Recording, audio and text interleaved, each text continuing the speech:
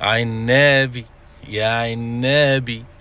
ألف ألف ألف ألف مليون مبروك لإخواتنا القطريين. منتخب العنابي اللي شرفنا النهاردة ورفع راسنا لفوق. بصراحة رجالة، رجالة والله العظيم رجالة. انتوا منتخب النشامة رجالة، شرفتونا ورفعتوا راسنا ووصلتوا للنهائي. فرقتين عربيين موجودين النهارده في النهائي، بطولة عربية خالصة، نهائي عربي خالص. الحمد لله. عارف انتوا غسلتونا من جوه وخليتوا اللي حصل معانا في افريقيا ننساه. والله نسيناه. اليومين اللي فاتوا دول، الفرحة اللي عشناها مع منتخب الأردن امبارح والفرحة اللي عشناها النهاردة مع منتخب قطر، بصراحة نسونا البلاوي اللي شفناها في بطولة أفريقيا. وعايز أقول حاجة لقناة الكاس والمحللين اللي كانوا موجودين في قناة الكاس كلهم، وتحليلاتهم بقى وآرائهم الفنية وتوقعاتهم والحاجات دي كلها.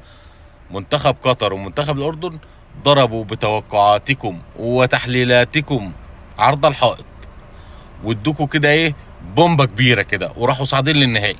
غفلوكوا وراحوا صاعدين للنهائي. مفيش ولا واحد يوحد ربنا كان كده او اتنين مجتمعين على ان قطر هتصعد للنهائي وان الاردن ممكن تبقى في النهائي. اهو قطر والاردن اتنين بلدين عربي، نهائي عربي خالص. يوم السبت هيتوج فريق عربي بكاس اسيا لعام 2023. ويوم السبت واحد من اخواتنا واشقائنا القطريين او الاردنيين هيرفع الكاس. وبصراحة وقتها هنقول شابوه للفرقتين، للي ربنا هيوفقه ويرفع الكاس يوم السبت، او اللي مش هيكون موفق ومش هيأدي الاداء المطلوب ويطلع من البطولة وما يرفعش الكاس. اللي انتوا الاتنين رجالة، ومن دلوقتي هنسقف لكم انتوا الاتنين فرقتين، هنسقف لكم.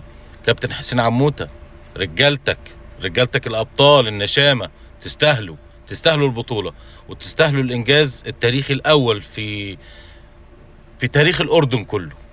انتوا ده اول انجاز تاريخي ليكوا، اذا حققتوه هيبقى انجاز التاريخي الاول في تاريخ الاردن، الفوز ببطولة كأس اسيا العزيزة الغالية عليكم. انا عارف انتوا نفسكوا فيها، لكن احنا في الاول والاخر بالنسبة لنا يعني كجمهور عربي بقينا محتارين ما بين ده وما بين ده، فاحنا مش هنعرف نشجع واحد على حساب التاني. سامحونا واعذرونا، هنفرح مع اللي هيكسب، والتاني برضه هنسقف له، وانتوا ابطال وانتوا رجاله.